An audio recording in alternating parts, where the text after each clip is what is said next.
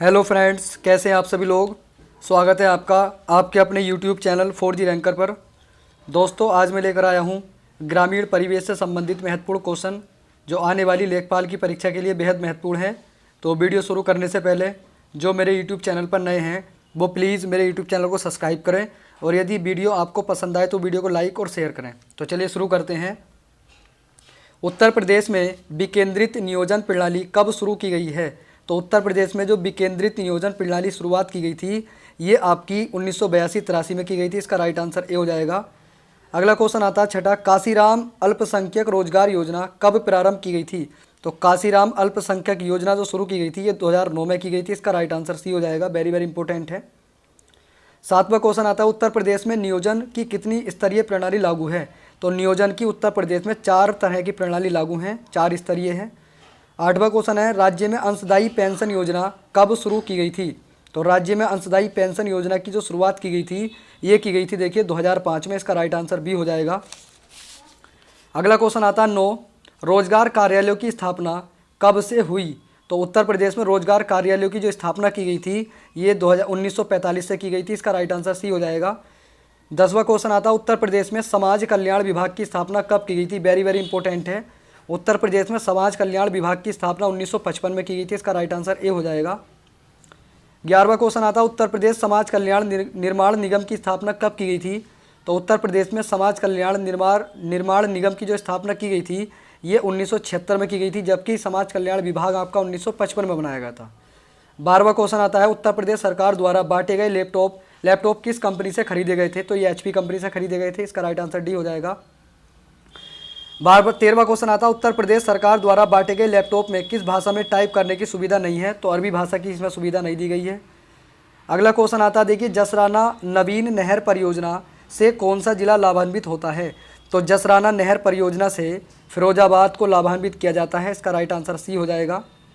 अगला क्वेश्चन आता है 15वां, सरयू नहर परियोजना को कब तक पूरा करने का लक्ष्य रखा गया है। तो सरयू नहर परियोजना का लक्ष्य है 2021 तक ये पूरी हो जाएगी। 16वां क्वेश्चन आता है, शादी अनुदान योजना के तहत कितनी धनराशि अनुदान स्वरूप दी जाती है। तो शादी योजना में 51,000 रुपये की राशि दी जाती है। इसका राइट आंसर डी हो जाएगा। 17वां क्वेश्चन है, कस्तूरबा गांधी बालिका विद्यालय योजना कब प्रारंभ की गई थी। तो कस्तूरबा गांधी बालिका विद्यालय परियोजना से शुरुआत की गई थी 2004 में की गई थी। इसका राइट आंसर सी हो जाएगा। अगला क्वेश्चन है 18, बुक बैंक योजना में उत्तर प्रदेश सरकार व केंद्र सरकार की भागीदारी कितनी है। तो 50-50 की भागीदारी है, 50:50, यानी कि आधे आधे की हिस्सेदारी उत्तर प्रदेश सरकार की और केंद्र सरकार की इस योजना में है। 19वां क्वेश्चन आता है, थारू विकास परियोजना किस जनपद में चलाई जा रही है। तो थारू विकास परियोजना उत्तर प्रदेश के बलरामपुर जिले में चलाई जा रही है। इसका राइट आंसर ए हो जाएगा। ये परियोजना किस जनपद में चलाई जा रही है। तो बुक्सा जनजाति परियोजना जो चलाई जा रही है ये बिजनौर जिले में चलाई जा रही है। इसका राइट आंसर डी हो जाएगा। 21वां क्वेश्चन आता है, उत्तर प्रदेश पिछड़ा वर्ग कल्याण विभाग की स्थापना कब की गई थी। तो उत्तर प्रदेश में पिछड़े वर्ग कल्याण विभाग की जो स्थापना की गई थी ये 1995 में की गई थी। इसका राइट आंसर सी हो जाएगा। अगला क्वेश्चन आता है, पिछड़े वर्गों के लोगों का उत्तर प्रदेश में कितने प्रतिशत आरक्षण है। तो 27% आरक्षण है OBC के लिए उत्तर प्रदेश में। अगला क्वेश्चन है 23, उत्तर प्रदेश में सैनिटरी मार्ट योजना कब शुरू की गई है। तो देखिए उत्तर प्रदेश में सैनिटरी मार्ट योजना जो शुरू की गई है ये की गई है देखिए 2001-2 में। इसका राइट आंसर 1 हो जाएगा पहला। 24 क्वेश्चन आता है, दृष्टिबाधितों को पुस्तक उपलब्ध कराने हेतु ब्रेल लिपि प्रेस कहाँ स्थापित की गई है। तो ये जो प्रेस है आपकी लखनऊ में स्थापित की गई है। इसका राइट आंसर सी हो जाएगा। 25वां क्वेश्चन आता है, लॉन्ड्री एवं ड्राई क्लीन योजना के तहत कितनी राशि अनुदान के रूप में दी जाती है।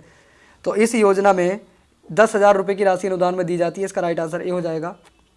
अगला क्वेश्चन आता है 26, कौशल वृद्धि प्रशिक्षण परियोजना किस वर्ग के व्यक्तियों के लिए है। तो कौशल वृद्धि प्रशिक्षण योजना जो है ये आपकी अनुसूचित जाति के लिए है। इसका राइट आंसर बी हो जाएगा। 27वां क्वेश्चन आता है, उत्तर प्रदेश में न्यूनतम मजदूरी अधिनियम कब से लागू किया गया है। तो न्यूनतम मजदूरी अधिनियम उत्तर प्रदेश में लाया गया था ये 1948 में लाया गया था। इसका राइट आंसर सी हो जाएगा। 28वां क्वेश्चन आता है, निःशुल्क बोरिंग योजना के तहत बोरिंग कराने के लिए बुंदेलखंड क्षेत्र में अधिकतम कितना अनुदान मिलता है। तो इसमें 6,000 रुपये का अनुदान दिया जाता है। इसका राइट आंसर भी हो जाएगा। 29 क्वेश्चन आता है, देखिए समाज कल्याण विभाग द्वारा संचालित छत्रपति साहूजी महाराज शोध एवं प्रशिक्षण संस्थान कहाँ पर स्थित है। तो ये आपका जो है ये लखनऊ में स्थित है। इसका राइट आंसर ए हो जाएगा। अगला क्वेश्चन आता है, देखिए निम्नलिखित कथनों में से असत्य कथन का चयन करना है। तो देखिए असत्य कथन इसमें दूसरा है, आगरा, वाराणसी एवं लखनऊ में राजकीय संग्रहालय महिला स्थित है। गलत है इसका राइट आंसर बी हो जाएगा। अगला क्वेश्चन आता है 31, पोशाक एवं साइकिल अनुदान योजना किस कक्षा से कक्षा तक के विद्यार्थियों के लिए उपलब्ध है? तो उत्तर प्रदेश सरकार ने पोशाक यानी कपड़े उपलब्ध कराने के लिए और साइकिल अनुदान के रूप में उपलब्ध कराने के लिए कहाँ से कहाँ तक की कक्षा के विद्यार्थियों के लिए योजना बनाई है? तो ये आपका 6 से 12 तक की कक्षाओं के लिए, कक्षा के विद्यार्थियों के लिए पोशाक और साइकिल अनुदान योजना का। उत्तर प्रदेश में राज्य महिला आयोग का गठन कब किया गया है? वेरी वेरी इंपॉर्टेंट है। देखिए उत्तर प्रदेश में राज्य महिला आयोग का जो गठन किया गया है ये 2002 में किया गया है। इसका राइट आंसर ए हो जाएगा। 33 क्वेश्चन आता है, अनुसूचित जाति अनुसूचित जनजाति अत्याचार अधिनियम कब बनाया गया? तो उत्तर प्रदेश में अनुसूचित जाति अनुसूचित जनजाति अत्याचार अधिनियम जो बनाया गया था ये आपका 1962 में बनाया गया था। इसका राइट आंसर सी हो जाएगा। 34 क्वेश्चन आता है, आश्रय बीमा योजना अक्टूबर 2001 में प्रारंभ की गई जिसका उद्देश्य है? तो इसका उद्देश्य था आपका देखिए बेरोजगार कामगारों को सामाजिक सुरक्षा प्रदान करना, यानी कि आश्रय बीमा योजना का जो उद्देश्य था जो 2001 में शुरू की गई थी। इंपॉर्टेंट है, कभी ये भी पूछ सकता है कि आश्रय बीमा योजना कब शुरू की गई थी? तो 2001 में। इसका उद्देश्य क्या है? बेरोजगार कामगारों को सामाजिक सुरक्षा प्रदान करना इसका उद्देश्य है। अगला क्वेश्चन आता है 35, प्रदेश में खेल विभाग और खेल निदेशालय की स्थापना कब हुई? तो उत्तर प्रदेश में खेल विभाग और खेल निदेशालय की जो स्थापना की गई थी ये 1974 में की गई थी। इसका राइट आंसर सी हो जाएगा। 36 क्वेश्चन आता है, वंदे मातरम योजना किसके लिए चलाई जा रही है? तो वंदे मातरम योजना जो चलाई जा रही है ये गर्भवती महिलाओं के लिए चलाई जा रही है। इसका राइट आंसर आपका बी हो जाएगा। अगला क्वेश्चन आता है, देखिए राज्य सरकार द्वारा अर्बन हेल्थ पोस्ट योजना का प्रारंभ कब से किया गया है? तो राज्य सरकार द्वारा अर्बन हेल्थ पोस्ट योजना की जो शुरुआत की गई है ये 2013 से की गई है। इसका राइट आंसर ए हो जाएगा। वेरी वेरी इंपॉर्टेंट है। दूसरा क्वेश्चन आता है, उत्तर प्रदेश में मातृत्व एवं शिशु मृत्यु दर को कम करने से संबंधित कौन सी योजना संचालित है? तो उत्तर प्रदेश में मातृत्व एवं शिशु मृत्यु दर को कम करने के लिए जो योजना चलाई जा रही है ये चलाई जा रही है कंगारू मदर केयर योजना। अगला क्वेश्चन आता है, देखिए तीसरा, राष्ट्रीय स्वास्थ्य बीमा योजना का व्यय केंद्र एवं राज्य सरकार किस अनुपात में वहन करती है? तो राष्ट्रीय स्वास्थ्य बीमा योजना में केंद्र और राज्य सरकार का अनुपात में वहन जो है वो आपका है देखिए 75:25, यानी कि केंद्र सरकार का इसमें 75 रुपया लगता है और राज्य सरकार का इसमें 25 रुपये लगता है। अगला क्वेश्चन आता है चौथा, आशीर्वाद स्कूल हेल्थ कार्यक्रम उत्तर प्रदेश में कब से चलाया जा रहा है? तो आशीर्वाद स्कूल हेल्थ कार्यक्रम उत्तर प्रदेश में जो चलाया जा रहा है 2008 से चलाया जा रहा है। इसका राइट आंसर भी हो जाएगा। पांचवा क्वेश्चन आता है, देखिए राष्ट्रीय बाल स्वास्थ्य कार्यक्रम में कितने आयु तक के बच्चों का उपचार किया जाता है? तो राष्ट्रीय बाल स्वास्थ्य कार्यक्रम में जो इलाज किया जाता है 18 वर्ष के आयु के बच्चे का इलाज यहाँ पर किया जाता है। छठा क्वेश्चन आता है, उत्तर प्रदेश में जननी सुरक्षा योजना कब प्रारंभ की गई थी? तो जननी सुरक्षा योजना उत्तर प्रदेश में 2005 में लाई गई है। परिवार कल्याण एवं स्वास्थ्य संबंधी अन्य उपायों के संचालित समग्र योजना के तहत कौन सी उपाय योजना का संचालन नहीं किया जाता है? तो इसका राइट आंसर हो जाएगा सी, यानी कि मासिक धर्म स्वच्छता योजना इसके अंतर्गत नहीं आती है। अगला क्वेश्चन आता है 8, निम्न में से प्रधानमंत्री मातृ वंदना योजना का उद्देश्य कौन सा है? तो प्रधानमंत्री मातृ वंदना योजना का जो उद्देश्य है यह है आपका देखिए वित्तीय सहायता देना। इसका राइट आंसर बी हो जाएगा। वेरी वेरी इंपॉर्टेंट है। अगला क्वेश्चन आता है 9, राष्ट्रीय स्वास्थ्य नीति 2017 के तहत किस वर्ष की अवधि तक टीबी रोग को मुक्त करने का लक्ष्य रखा गया है? तो ये लक्ष्य रखा गया है 2025 तक। इसका राइट आंसर डी हो जाएगा।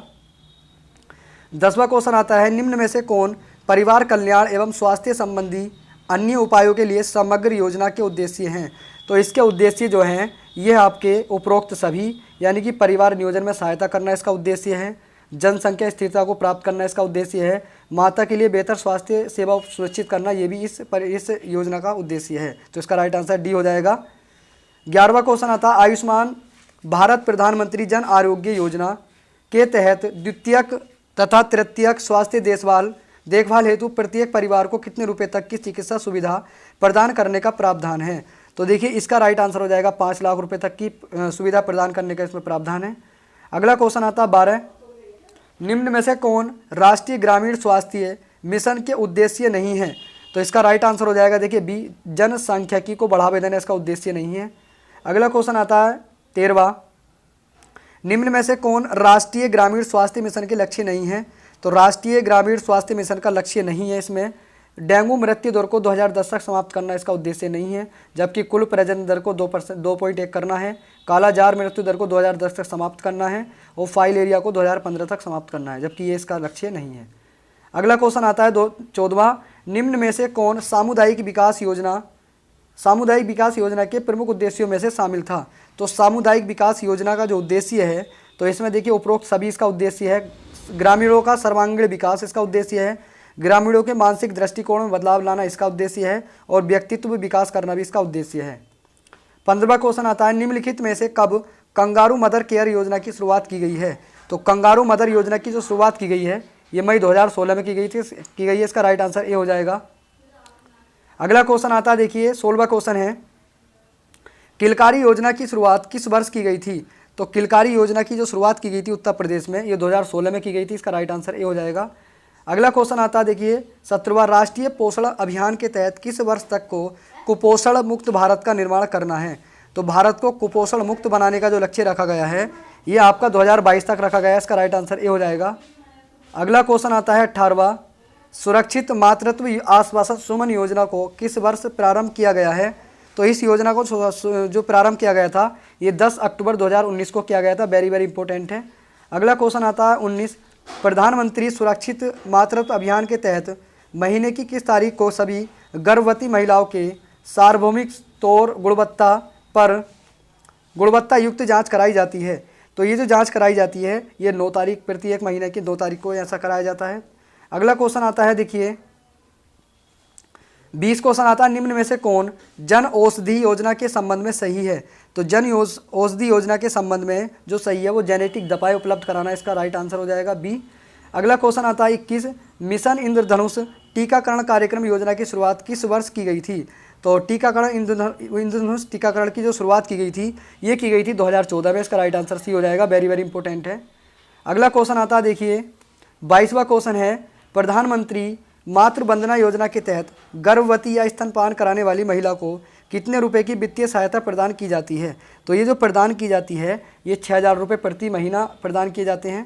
अगला क्वेश्चन आता है, देखिए 23वां क्वेश्चन है, गर्भवती महिलाओं को निःशुल्क उपचार उपलब्ध कराने हेतु कौन सी योजना प्रारंभ की गई है।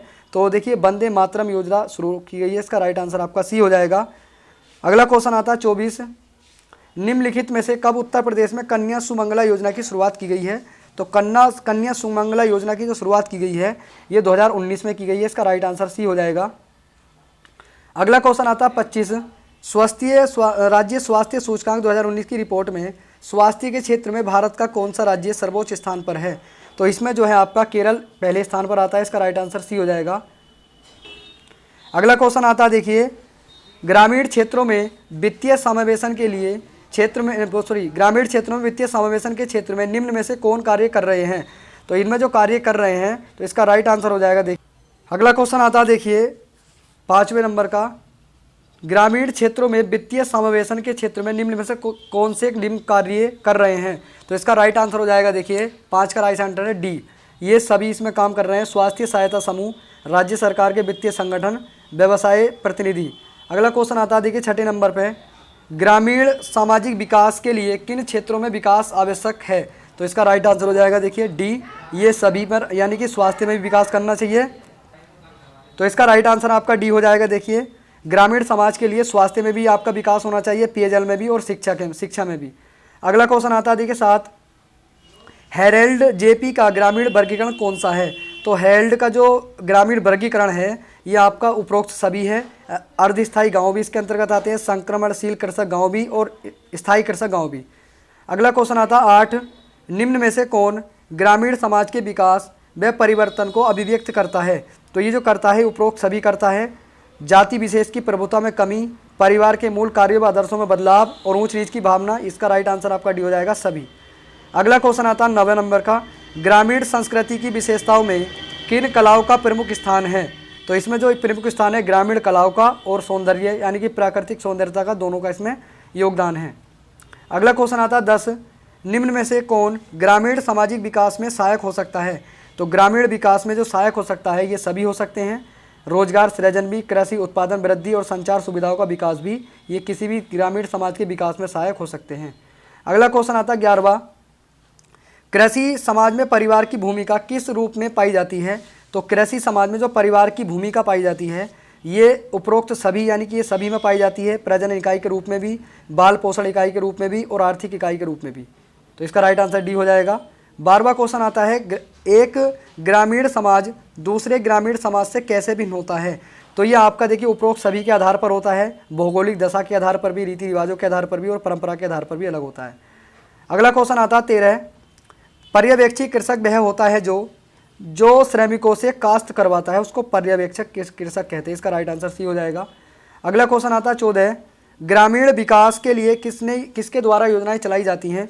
तो ग्रामीण विकास के लिए जो योजनाएं चलाई जाती हैं वो राज्य सरकार के द्वारा भी चलाई जाती हैं और केंद्र सरकार के भी द्वारा भी। तो इसका राइट आंसर सी हो जाएगा। अगला क्वेश्चन आता है देखिए, ग्रामीण समाज में संपत्ति के अचल रूप में कौन नहीं पाया जाता?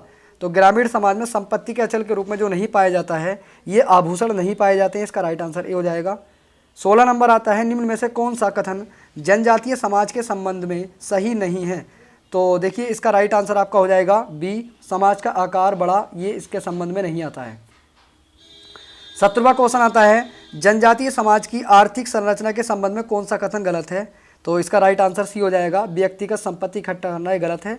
अगला क्वेश्चन आता है 18, ग्रामीण समाज में संपत्ति का मुख्य आधार कौन सा पाया जाता है? तो ग्रामीण समाज में संपत्ति का जो मुख्य आधार पाया जाता है ये पाया जाता है देखिए उत्तराधिकार भी, विवाह भी और महाजनों के पास संपत्ति, यानी कि इसका राइट आंसर डी हो जाएगा ये सभी। अगला क्वेश्चन आता है 19, कृषक समाज की सामाजिक आर्थिक संरचना के संबंध में कौन सही है?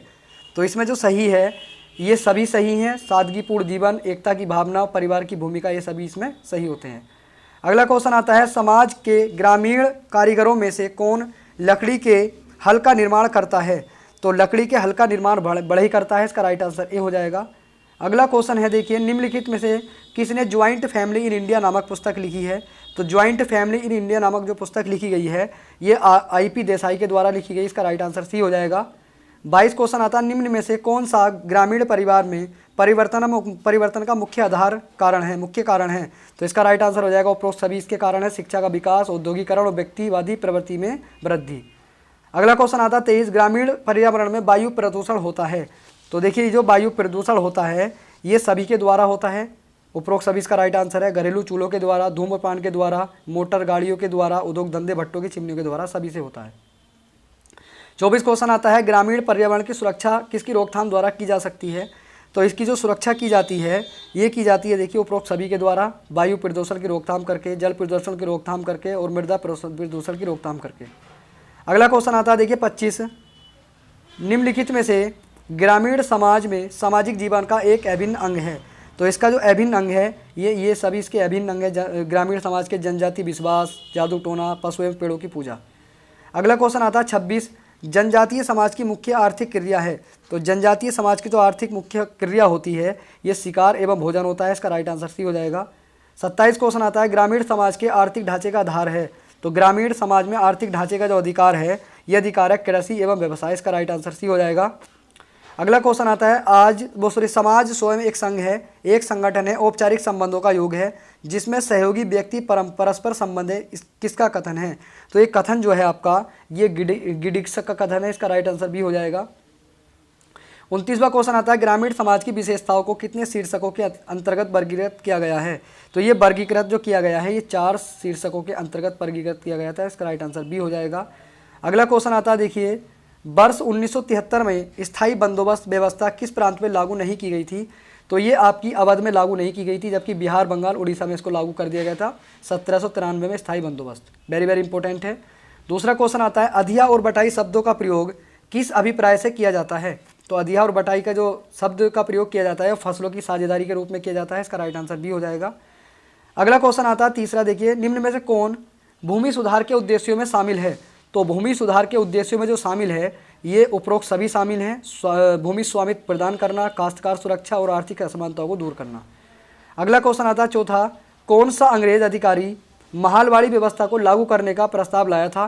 तो महलवाड़ी जो शुरू की गई थी ये शुरू की गई थी हार्ट मैकेंजी के द्वारा। इसका राइट आंसर भी हो जाएगा। वेरी वेरी इंपॉर्टेंट है। 5वां क्वेश्चन आता है, जो सरकार से भूमि प्राप्त करता है उसे क्या कहते हैं? तो सरकार से भूमि प्राप्त करने वाले को भूस्वामी कहते हैं। इसका राइट आंसर ए हो जाएगा। 6ठा क्वेश्चन आता है, निम्नलिखित में से कब भारत में महलवाड़ी व्यवस्था शुरू की गई थी? तो भारत में महलवाड़ी जो व्यवस्था लाई गई थी 1833 में लाई गई थी। इसका राइट आंसर सी हो जाएगा। वेरी वेरी इंपॉर्टेंट है। 7वां क्वेश्चन आता है, स्थायी बंदोबस्त की प्रथा कब स्थापित की गई थी?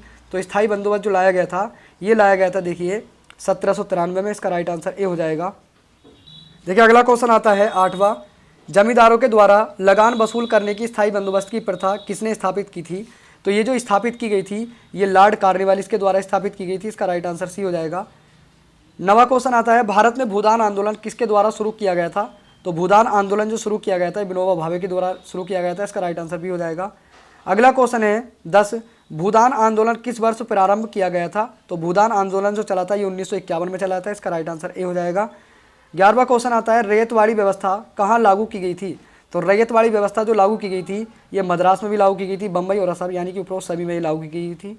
अगला क्वेश्चन आता है 12वां, रैयतवाड़ी व्यवस्था किसने लागू की थी? तो रैयत व्यवस्था जो लाने वाले थे वो थे थॉमस मुनरो। इसका राइट आंसर ए हो जाएगा। 13वां क्वेश्चन आता है, भूमि अभिलेखों का नवीनीकरण योजना किस कारणों से पूर्ण प्रगति नहीं प्राप्त कर सका? तो ये जो प्राप्त नहीं कर सका था ये उपरोक्त सभी इसके कारण थे।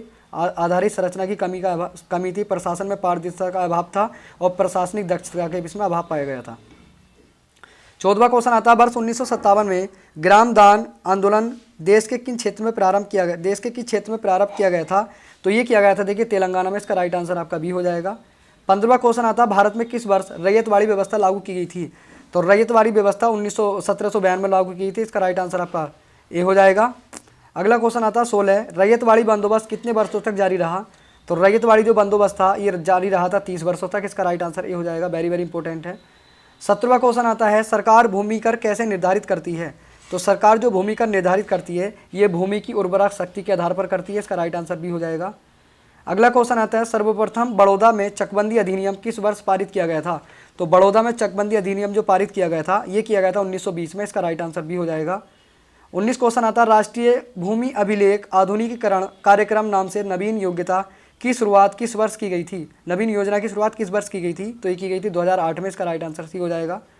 अगला क्वेश्चन है, महलवाड़ी व्यवस्था सर्वप्रथम कहाँ लागू की गई थी?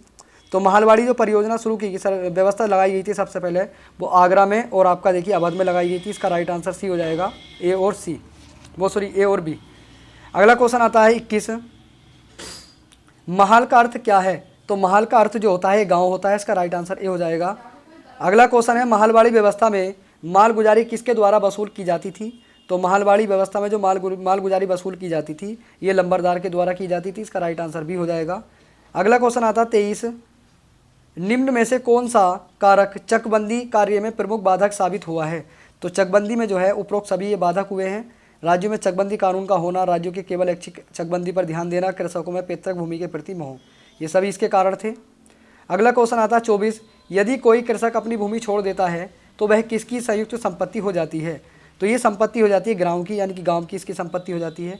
अगला क्वेश्चन आता है 25, वर्ष 1976 में वर्ष 1965 में कंपनी ने मुगल शासक से किन राज्यों में भूमि कर वसूल करने का अधिकार प्राप्त किया था? इंपॉर्टेंट क्वेश्चन है, देखिए एक बार फिर पढ़ दे रहा हूँ। वर्ष 1965 में कंपनी ने मुगल शासक से किन राज्यों में भूमि कर वसूल करने का अधिकार प्राप्त किया था? तो ये अधिकार जो प्राप्त किया था ये सभी यानी कि बिहार में ही, बंगाल में, उड़ीसा में भी प्राप्त किया था। 26 क्वेश्चन आता है, निम्न में से कौन सा कथन चकबंदी कार्य के संबंध से सही नहीं है? तो इसका राइट आंसर हो जाएगा देखिए सी, चकबंदी अधिकारी का चकबंदी के प्रति प्रश्न रहना, ये इसका राइट आंसर हो जाएगा। अगला क्वेश्चन आता है, लॉर्ड कॉर्नवालिस ने वर्ष 1793 में स्थायी बंदोबस्त करके भूमि का स्वामित्व किसको दे दिया था? तो ये जो स्वामित्व दिया गया था ये जमींदारों को दिया था। इसका राइट आंसर ए हो जाएगा। अगला क्वेश्चन आता है, देखिए जमींदारी बंदोबस्त किसके अंतर्गत दी जाती थी? तो जमींदारी जो बंदोबस्त थी ये दी जाती थी स्थायी बंदोबस्त के अंतर्गत। इसका राइट आंसर ए हो जाएगा। 29 क्वेश्चन आता है, देखिए वर्ष 1951 में भारत में भूदान आंदोलन कहाँ से शुरू किया गया था? तो ये जो शुरू किया गया था ये आंध्र प्रदेश से शुरू किया गया था। इसका राइट आंसर डी हो जाएगा। तो दोस्तों ये वीडियो का लास्ट क्वेश्चन था। अगर वीडियो आपको पसंद आई हो तो वीडियो को लाइक करें और यदि आपने अभी तक मेरा चैनल सब्सक्राइब नहीं किया है तो प्लीज़ मेरे चैनल को भी सब्सक्राइब कर लें। चलिए मिलते हैं अगली वीडियो में। धन्यवाद।